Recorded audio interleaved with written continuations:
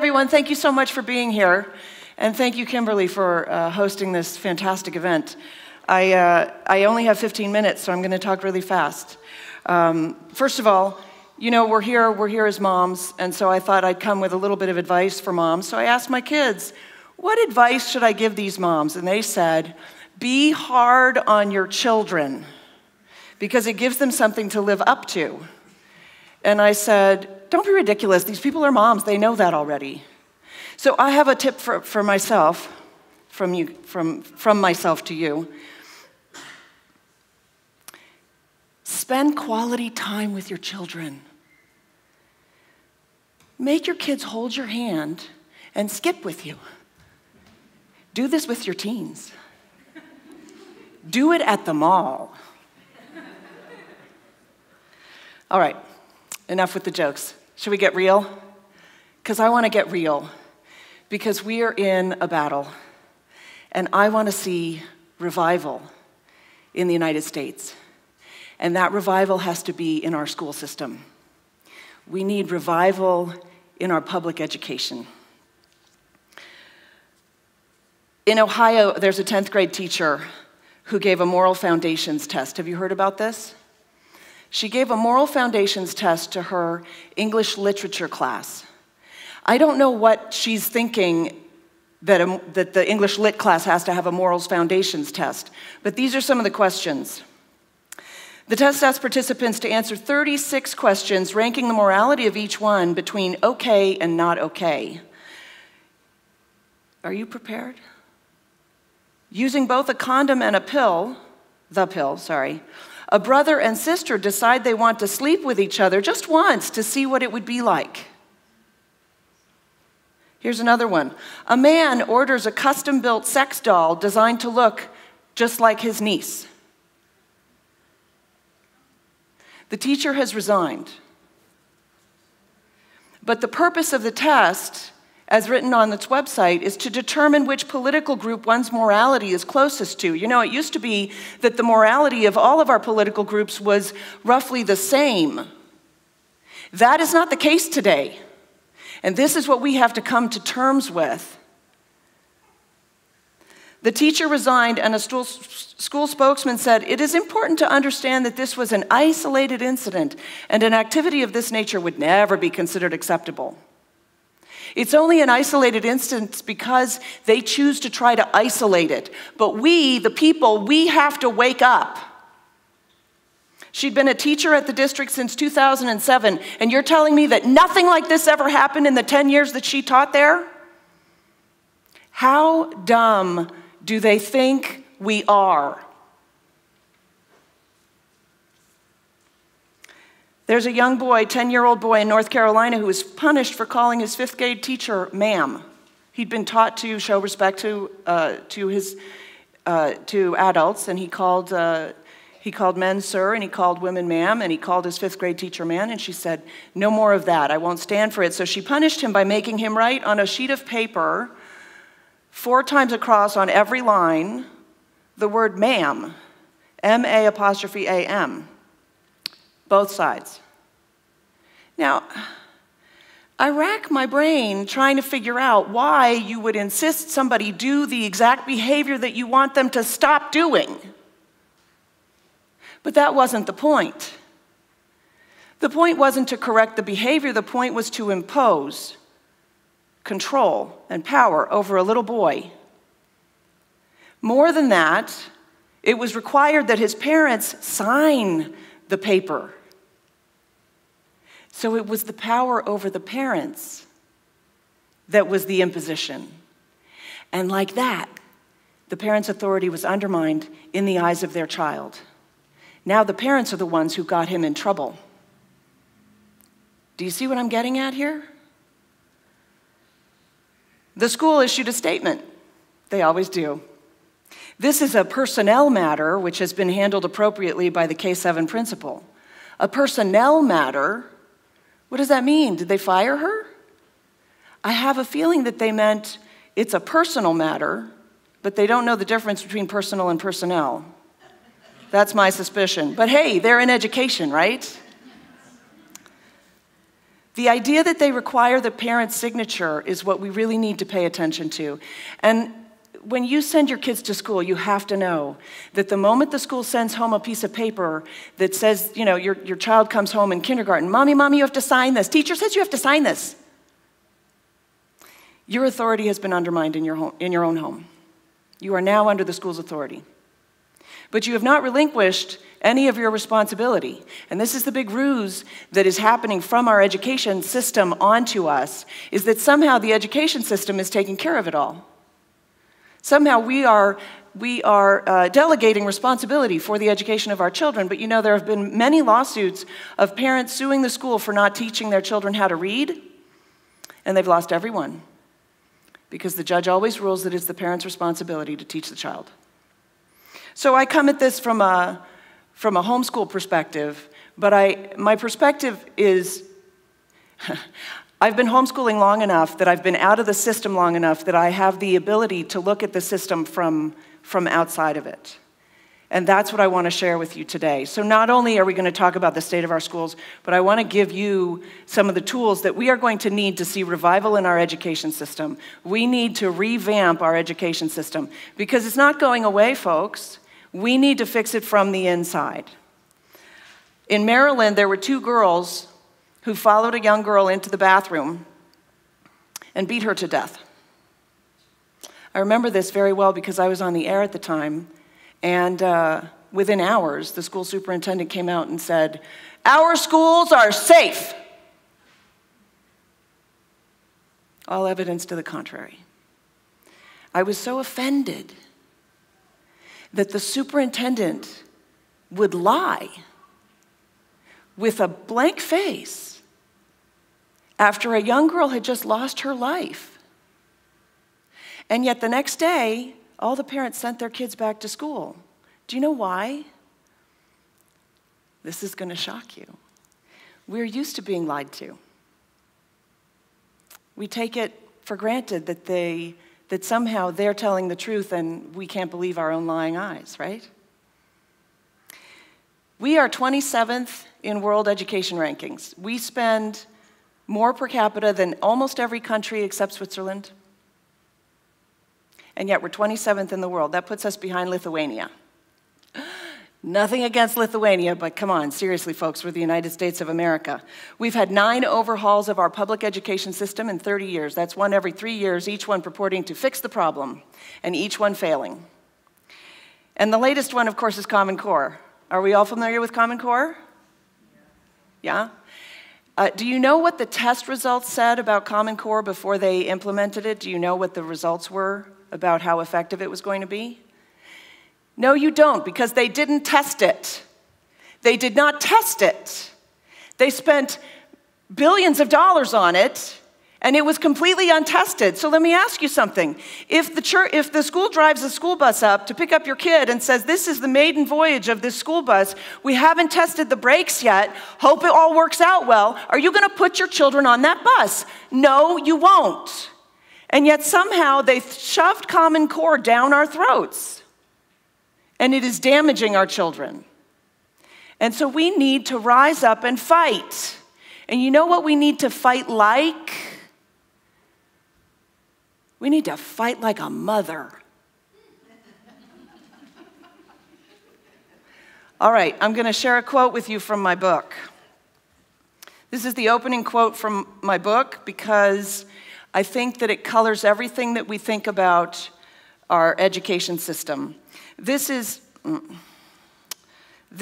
Bernhard Fichte, who was head of the Prussian University in Berlin. It influenced our entire educational public school movement.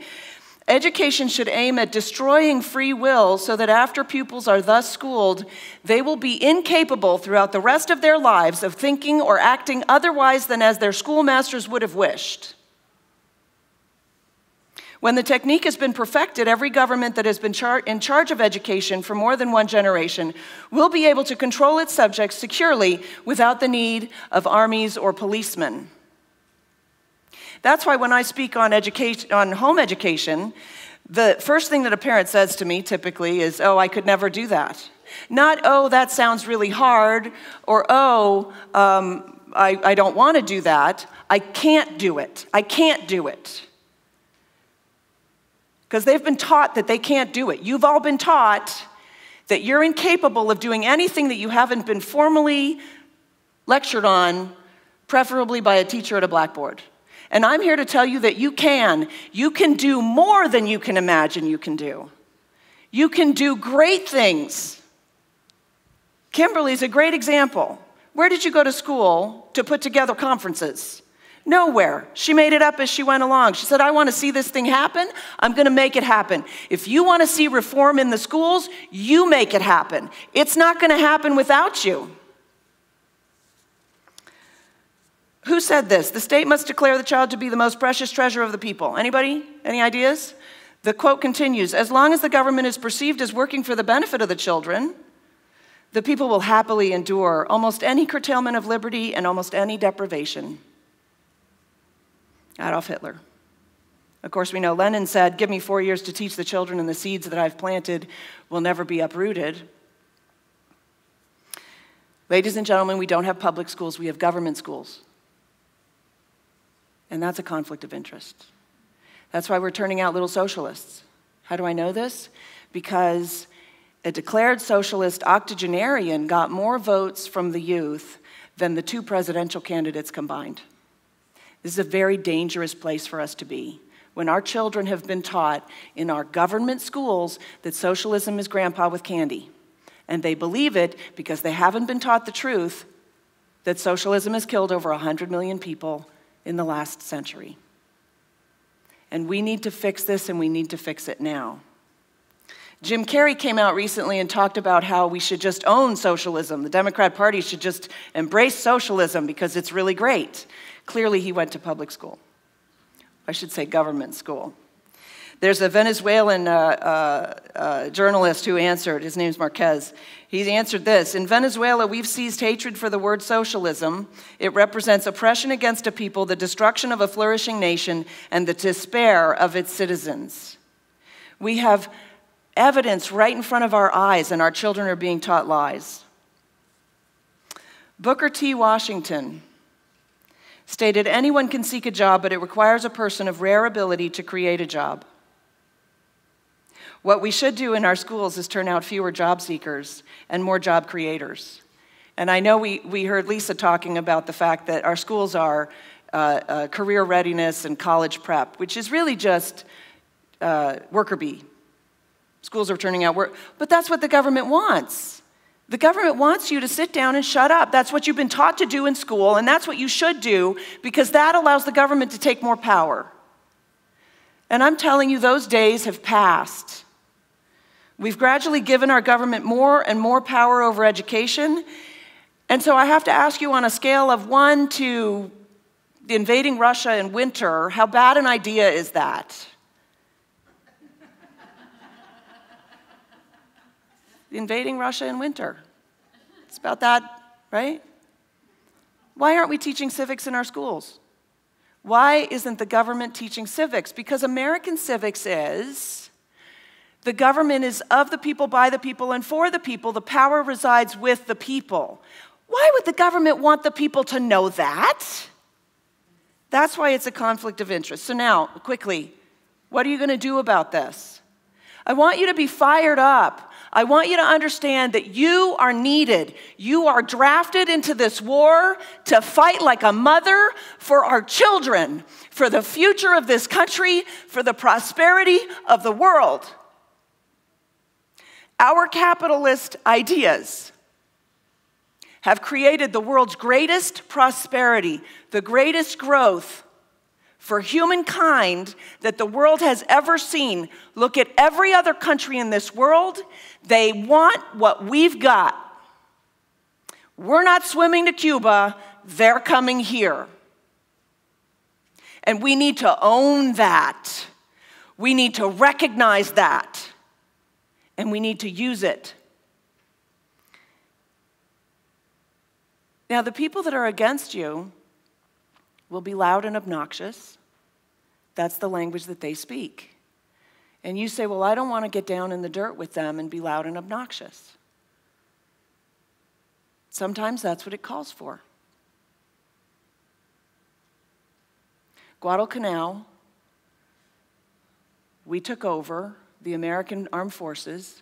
The Japanese were sent off to the outer islands.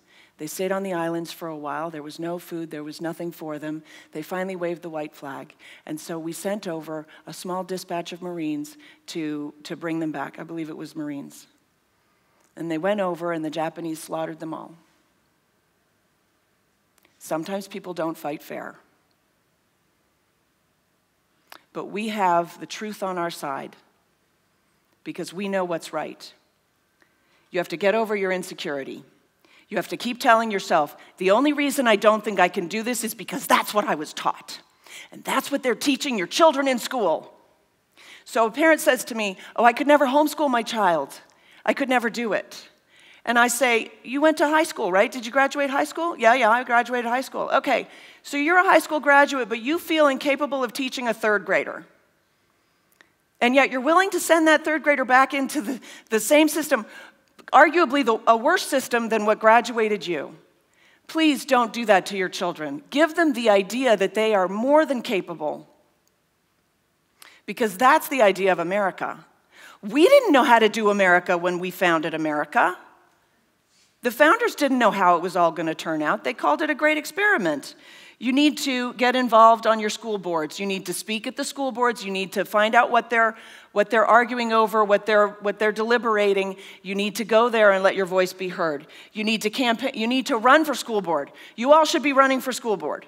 You don't have to have kids in the system. I have a friend who homeschools. She's on the school board. I have another friend who homeschools. She's running for the school board.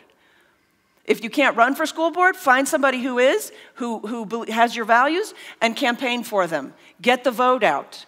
We need to take over the school boards so that we are in charge of the education. Because frankly, folks, we're paying the bills. If you have a plumber come to your house and you're paying him, do you expect him to leave you with work to do? Why are we okay with them sending home homework? We pay their bills. Get the job done. We need to defund and disband the Department of Education. Can I get an amen? Why is the national government at all involved in local schools? They should be local schools. I love it. And by the way, okay, we got to take back the schools. You need to run for school board. You need to find out what they're deliberating. Quick story. In my district, they're deliberating over a book called Snow Falling on Cedars. It has pornographic entries. I won't say them out loud. My son actually spoke at the school board meeting and said that he didn't feel that he should be responsible to read something that he couldn't read aloud at the school board meeting. That's how bad it is. And most of us don't even know.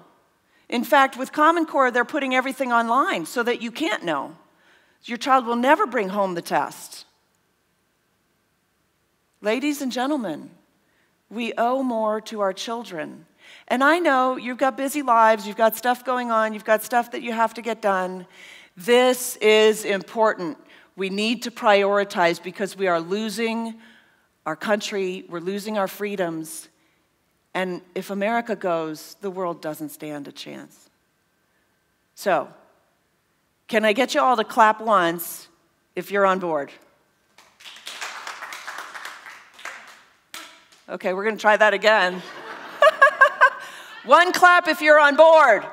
All right, you're all running for school board. You're all going to support what's going on and changing the system from within because that's the only way to get it done.